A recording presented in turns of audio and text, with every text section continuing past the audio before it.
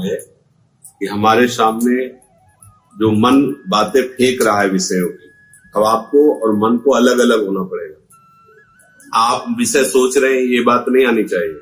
आपको आना चाहिए मन हमारे सामने विषय फेंक रहा है, कोई नाम, कोई रूप, कोई भी बात, कोई भी विषय, कोई भी पदार्थ, कोई भी घटना, अच्छी या बुरी, वो फेंक रहा है। आप नाम जप कर रहे हैं, बस उससे ना हमें प्रीति करनी। प्रीति का मतलब होता है जैसे कोई सुखद बात कही, हम उसमें डूबने लगे तो भी नहीं, उसे राग कहते हैं। और जो बुरी बात कह रहा है तो हमारे अंदर जलन हो रही है, हम द्वेष, ये दोनों बात नहीं करनी। बस ये देखना है कि हमें इस व्यक्ति से बात नहीं करनी तो निकल जाएगा। जैसे कोई भी हो, वो हमें गाली दे तो भी हमें नहीं बोलना है, वो हमें प्यार करे तो भी नहीं बोलना है। वो व्यक्ति से उदासीन होने पर चला जाता है। ऐसे ये वृत्ति है, वृत्ति आई है, जो हमने पूर्व में भोगा है, अनंत जन्मों में जो हमने किया है, वो सब जमा है। अब जैसे जैसे हम नाम जप करते हैं वैसे वैसे वो वृत्तियां आती है सामने। चुपचाप हम नाम जप कर रहे हैं, वो वृत्तियां नष्ट हो रही है। बस उनसे न राग करना, न द्वेष करना है, न उनके अनुसार कोई क्रिया करनी है, न उनको हमको महत्व देना है। ये जितनी भी वृत्तियां हैं, ये सब असत वृत्तियां हैं, ये स्वयं नष्ट हो जाएंगी। ऐसे इस पृथ्वी नष्ट हो गई, इस पृथ्वी नष्ट हो गई। अब चूंकि बहुत जन्म हो गए इसलिए बहुत जमा है, तो हो सकता है लंबे समय तक भजन करने पर भी वही वृत्ति आपको दिखाई दे।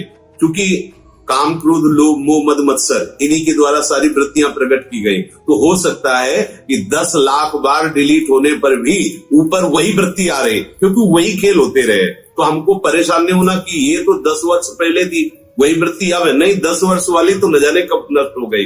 ये वृत्ति जो जमा है पीछे की, वो सब आ रहे हैं। जैसे एक ही आदमी हमारे पास 1000 मैसेज करे, हमने 500 डिलीट किया, लेकिन अभी 500 उसी के और है, तो हमें लगे पता नहीं डिलीट होते कि नहीं होते, वही नंबर वही बात आ रही। ऐसे ही साधक को धैर्य पूर्वक प्रत्येक नाम आपको संसार से अलग करना है। प्रत्येक नाम, जैसे भूखा हुआ व्यक्ति अन्न का जब एक कवल पाता है तो पेट में गया तो, पर एक कवल में समझ में नहीं आएगा। 2 कवल पाया तो भी नहीं समझ में आएगा। जब आधा पेट हो जाएगा तब उसको कुछ लगेगा कि हाँ, और फिर भोजन पाएगा तो उसे स्वाद आने लगेगा। ऐसे ही हम बहुत जन्मों के भगवान के आनंद से विमुख रहे, बहुत भूखे हैं भगवद आनंद की। जब से तुम बिछुरे पिए प्यारे, कबहु न पायो चैन। अब क्या है, अब हम नाम जब शुरू किया तो हमारी भूख और बढ़ी। जैसे कई दिन के भूखे को एक कवल पवाओ तो उसकी भूख अब विकराल रूप धारण करती है। तो पीछे जो विषय भोगे वो सामने आके खड़े हो रहे भजन रोकने के लिए। अब नया उपासक तो सोचता है जब भजन नहीं करता था तब तो ठीक था, अब जब से भजन शुरू किया इतनी गंदी बातें, इतने गंदे विचार, इतना संसार, माला लेते ही सब शुरू हो जाता है। तो पक्का, क्योंकि वो डिलीट करेगा, मन को खाली करेगा।